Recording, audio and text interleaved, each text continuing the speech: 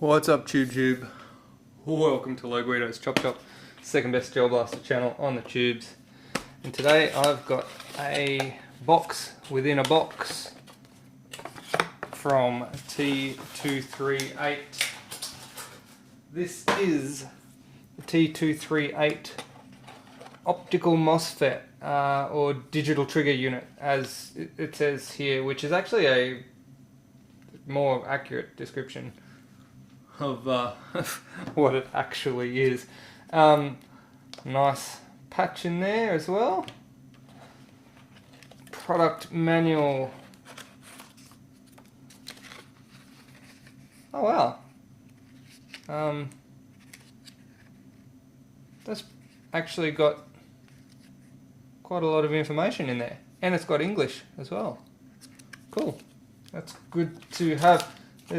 Alright, look at this though. Look at this.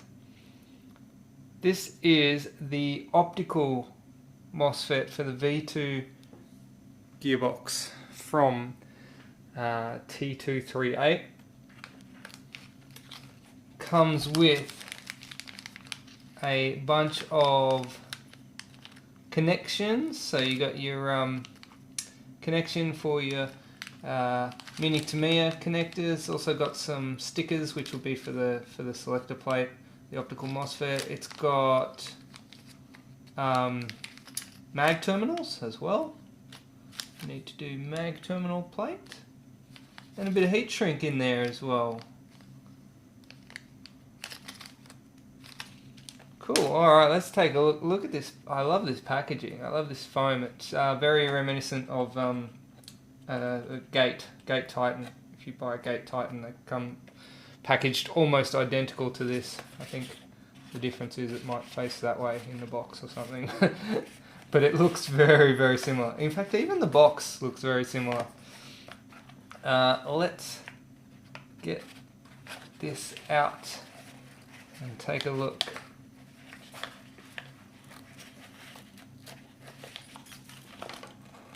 Alright. Alright, so here is the trigger board. Got a top half and a bottom half. That's so that you can have your optical sensor for the sector gear. Obviously there's one half of this shines a light and the other half receives it. All the wires are pre-soldered on here, so I imagine these two little ones would be for your mag terminals, and then your motor terminal here, negative motor terminal and positive motor terminal.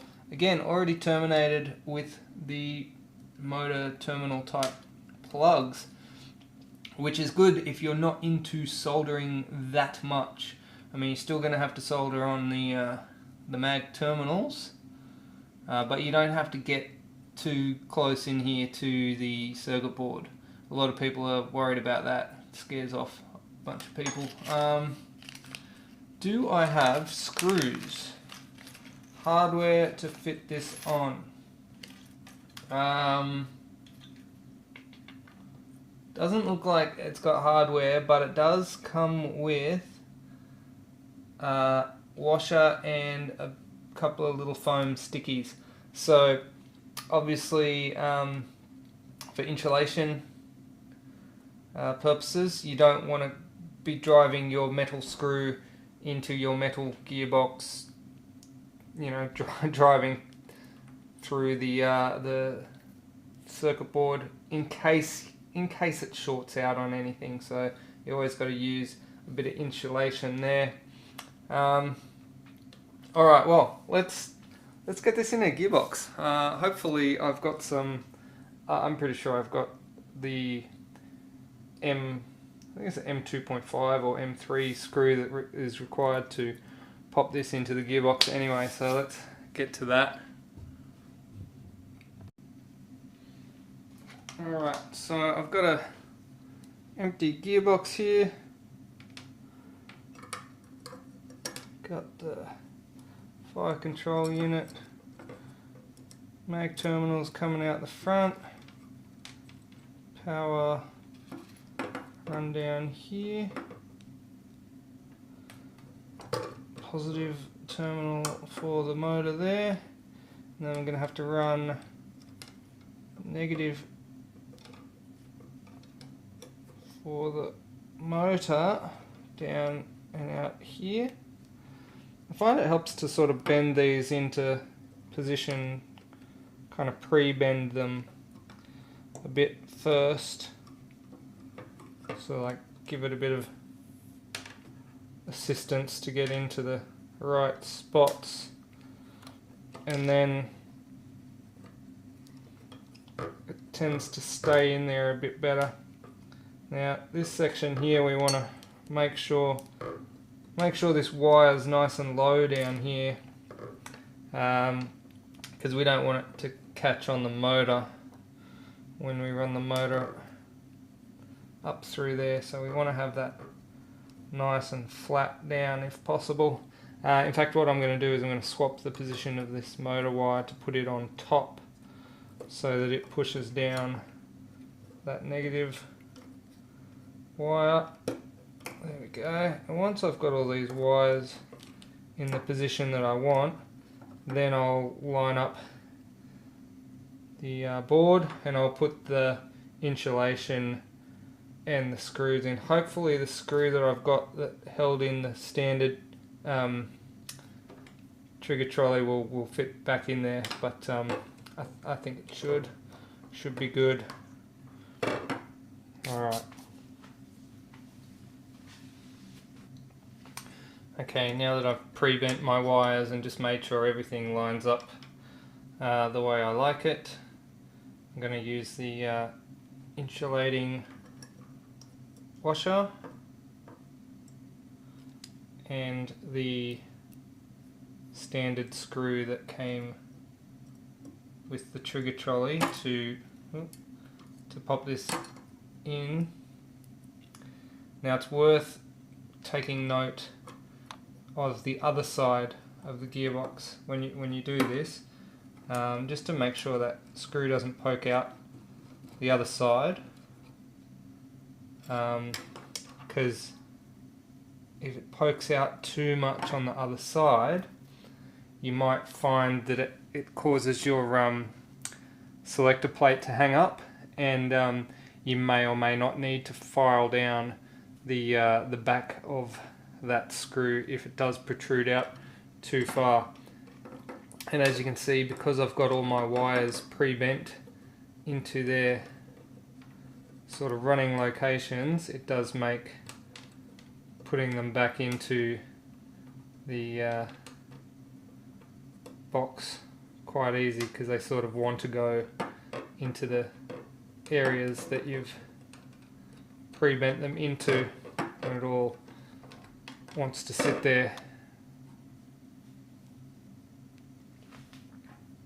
Alright, at this point it does pay to check that your trigger is going to be able to move freely and not snag any of those wires. That's the last thing you want.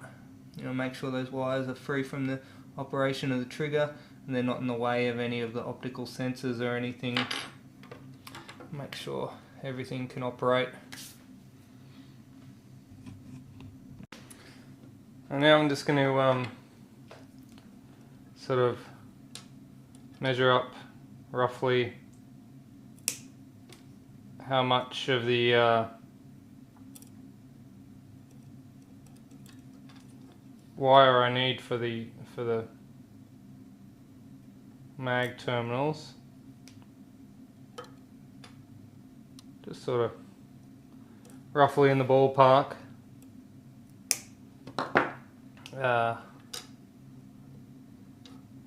Just so I can solder them onto the original.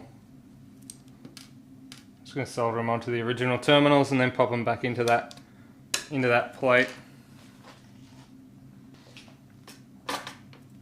Alright, I'm just going to solder these mag terminals on now, starting with tinning the wires.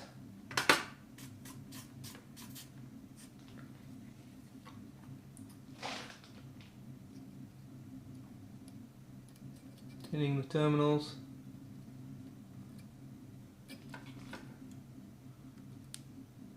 Apologies if the angle here isn't great on camera. This is quite an awkward position to to be soldering in. Hopefully that's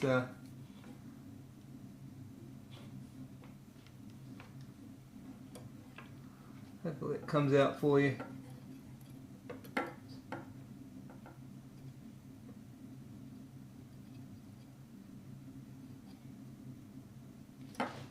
Nope. Too fast. Gotta let it cool. Alright. Now they should just pop back into the plastic mouldings that they came out of. We should be good to go on that. Alright, now's a good time to just double check that your trigger clears all the wiring and everything, that you don't have to readjust anything. Make sure all your bits and pieces all fit nicely, and if they do, we're going to pop the top section of this sensor board on. This top section is actually the section with the lights in it, and these top sections shines. I think it's must be some sort of infrared, I guess, but it shines a light down from this top section, and then there's receiving sensors on the bottom part of the board. So when these teeth of the sector run past here, it breaks the beam, so it knows. Same with the trigger on top of the trigger here. When the trigger's back like that, it breaks the beam, push it forward, and the beam can pass. Now it seems like at this point that my top board seems to be fitting a little bit close to this trigger. It could just be because I haven't got the top half of the box on and it's not pushing it down properly, but I'm just going to investigate that, make sure everything can turn without actually hitting the circuit board. You don't want that. And then we'll box it all up and we'll move on to the selector plate. Alright, I've got the selector plate here, and as you can see, my selector plate has a metal part on it, and that's because the standard trolley switch that I had on this it's got like it's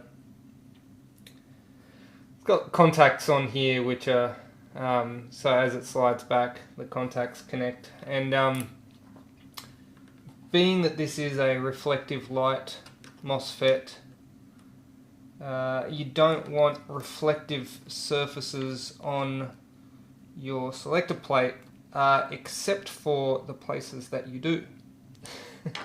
So I like to take that metal bit off so there's no reflective surfaces, and then you get these little white stickers here that come with the pack, and stick them on the front part of the selector plate. If you had the reflective thing on there, then this whole piece would be reflective, and so the selector sensor wouldn't be able to pick up exactly where the spot to change from semi to auto is. So I like to just take that whole reflective piece off, and then we'll use these white stickers on the front portion. I'm just cleaning that surface with some Prepsol. You can use some alcohol or just something to just remove any contaminants that may prevent the sticker from sticking on properly.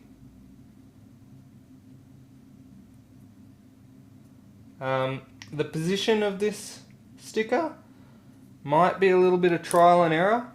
You might put it on and you might find that it didn't work the way that you'd hoped, and you might need to adjust the position of it. They give you 4 stickers for this, so play around with it. Generally I've found about there works for me most times so far. We'll see how we go. I am retaining the mechanical safety here as well before we pop all this back together. I just had to put this back in after putting the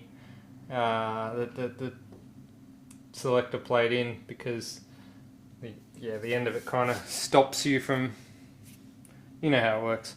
You got to put the selector plate in first, and then this safety's got to go in. So as I keep mentioning, it does pay to check your fit and finish, because particular gearboxes may vary, and I believe, yes. Can you see here? Okay, yeah. So for reasons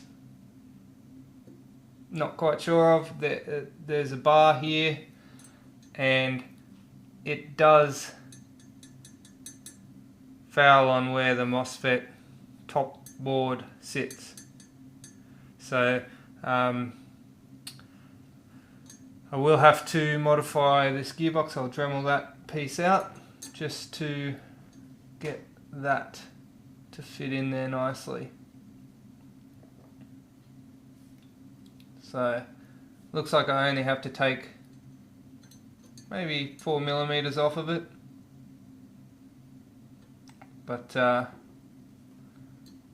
yeah, gearboxes may vary, so keep that in mind. Alright, I've just taken a small section out of that, so now the top section of this board should just sit nicely in there. This is a APS Silver Edge gearbox for what it's worth, so if you are using one of these APS gearboxes, you might have to take a Dremel to this little section here. Other than that, let's just do another trial fit. Looks like it's ready to go.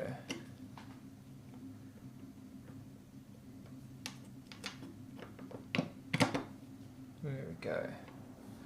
Everything fits down nicely. Still got to put the bevel gear in, but alright. Let's go.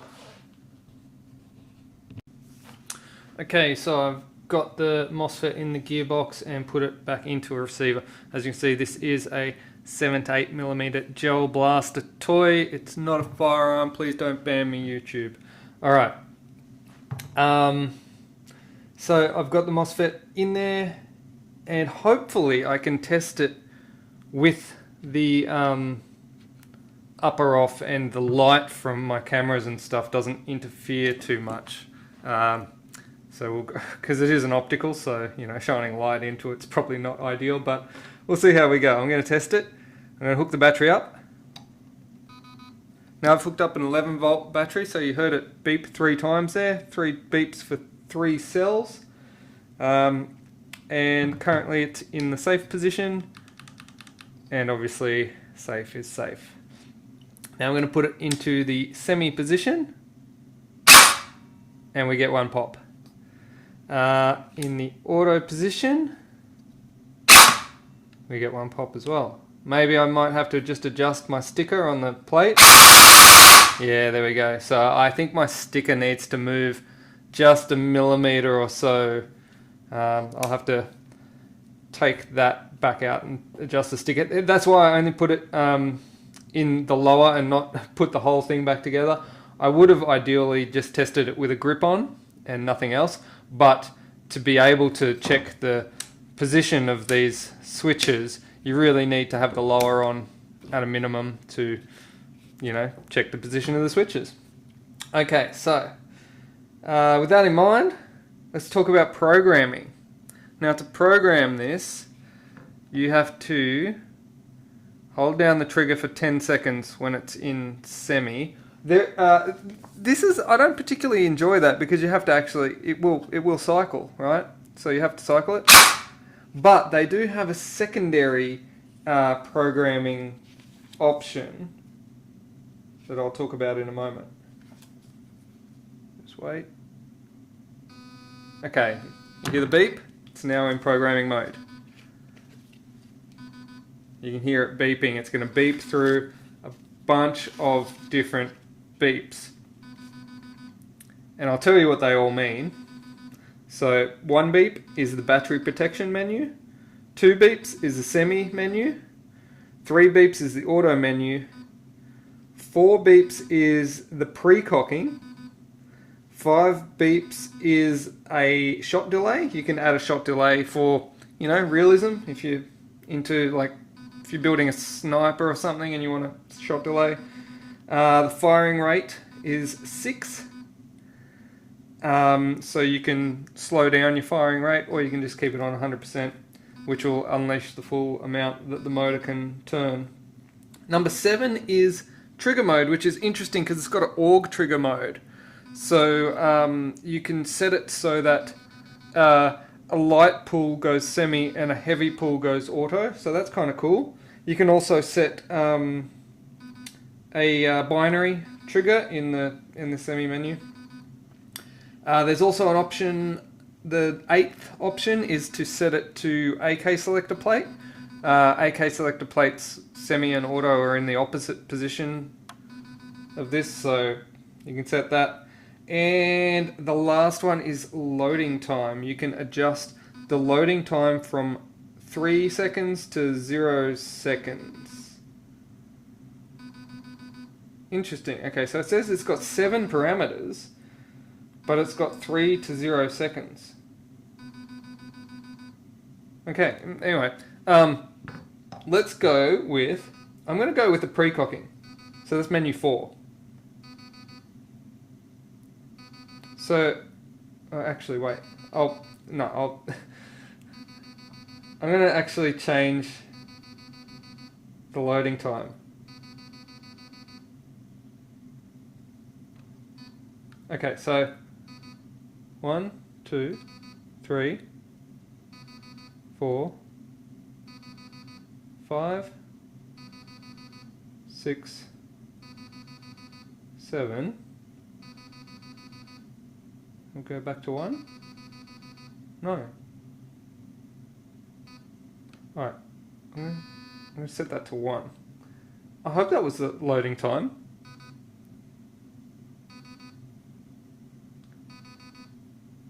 Watch me be confused AS right now.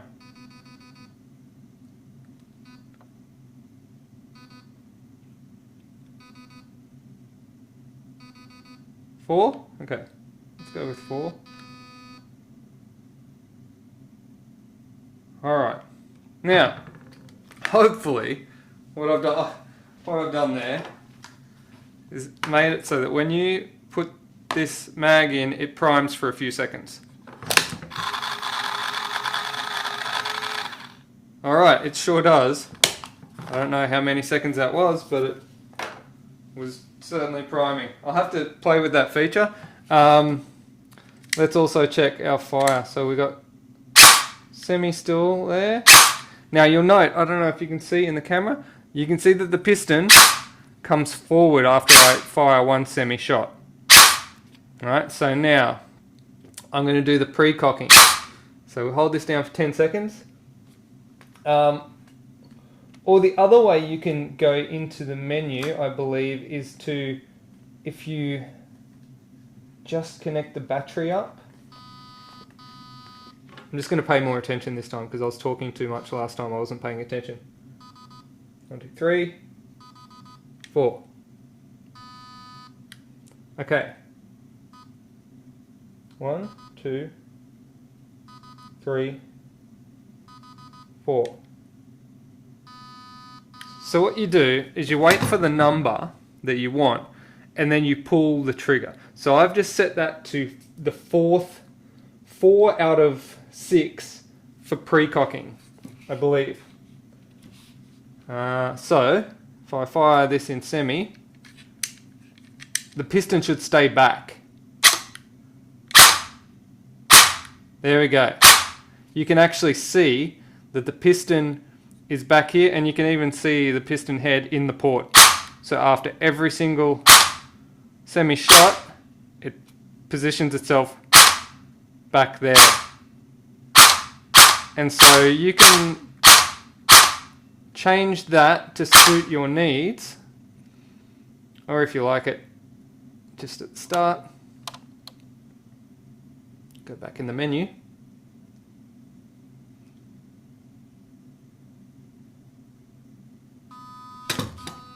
Go in the 4th menu option.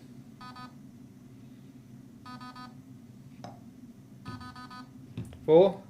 And then I'll put it back to 1.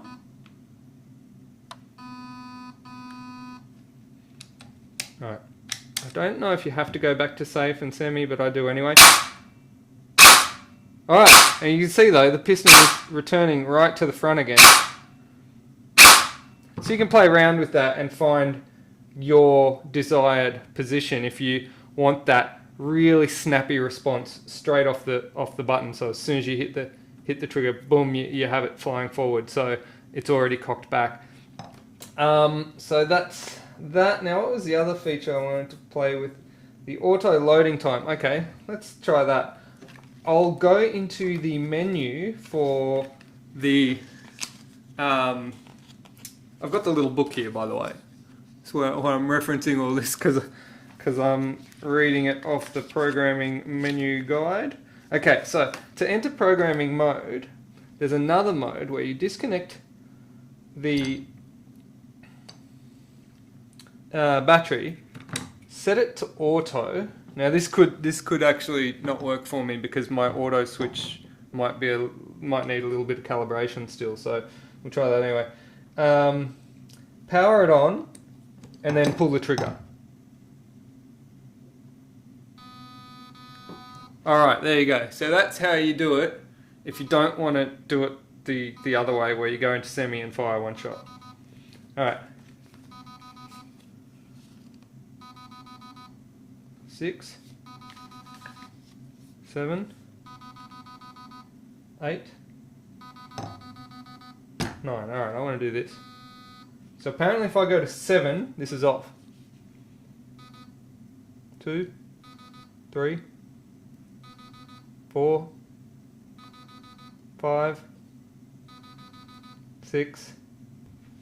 Okay, apologies, my camera battery just ran out just before I got to the 7th menu option, but I did get there and I did turn it off. And watch what happens now when I put the mag in. She beeps, but she doesn't prime. It's interesting, it beeps that it detects a mag's been put in, but it doesn't prime. So that's adjustable. You can adjust that between 1 and 3 seconds, so you can tune your mag prime specifically the way you like it. There's a whole colourful manual full of all the programming options, so you can do semi, binary, 3, 4, 5 or 6 round burst on that semi selector. You can have semi, 3, 4, 5 or 6 round burst on the auto selector as well. You can do the pre-cocking, shot delay, fire rate, the trigger mode. You can set it sensitive or normal, or your AUG mode, which has got light and heavy for auto, light for semi, heavy for auto. And of course adjusting your mag prime, as well as the benefit of just being a MOSFET, which takes away your arcing and potentially carboning up of the trigger trolley, which is the the initial major benefit of having a MOSFET switch in the first place. Not to mention that the T238 digital trigger unit is one of the most affordable trigger units on the market. It's certainly the most affordable it's one of the most affordable full stop. It's the most affordable optical that I've found. And from what I can see, it's good. Time will tell how this goes over time, but so far so good. I think this is a pretty good little MOSFET. It seems like to be honest, I was kind of expecting one of the ones like I've seen in some other blasters that come standard these days. One of the other types of MOSFETs that are around there, but I was actually impressed. This is much better than those other MOSFETs, and I do like the optical trigger. My one gripe, I think, some people like to have a hair trigger, which is a much easier thing to do if you're using a micro switch than it is if you're using optical sensors. With optical sensors, being that the optical senses the position of the trigger, this one I believe only has 2 beams. You've got your light beam and your heavy beam. Other optical FETs I've seen have got multiple beams, and you can sort of program the sensitivity from what you like. But unless you put hard stops on the trigger, like if you put a speed trigger in there with adjustable stops, you can't really get that hair trigger type feeling that you can on some other setups. You could probably get a speed trigger and adjust this to put it just in front of that first sensor. But I mean, that's my only gripe, and that's not necessarily a gripe with this MOSFET. It's just a gripe with all optical sensors, that you do not get that crisp sort of click and stop that you get with a micro switch. But I mean, opticals have got advantages that micro switches don't have. Obviously, optical switches can't burn out. You can't snap the switch off of the circuit board, which I've seen people do with physical switches in the past. So all in all, in terms of optical MOSFETs, I reckon this is a goer. I've used the Gate Titan, I've used the Perrin. I think they're the only 2 optical MOSFETs that I've used. I've used a number of other MOSFETs, but in terms of the optical MOSFETs, it's certainly in terms of affordability, this is the best, most affordable one. The Gate Titan probably had a few more options that this one doesn't have, but it's also like so much more expensive than this. So I'm going to put a link in the description to where you can get it. And thanks for watching. As always, you can support my channel by clicking the link down below to buy me a coffee. Shout outs to Adam Hoy. Cheers for buying me a coffee, Adam Hoy. Legend. You can also hit me up if you do want to get one of these Low Guido's Chop Shop patches from me. That's all from me. I'll catch you on the next one. Peace.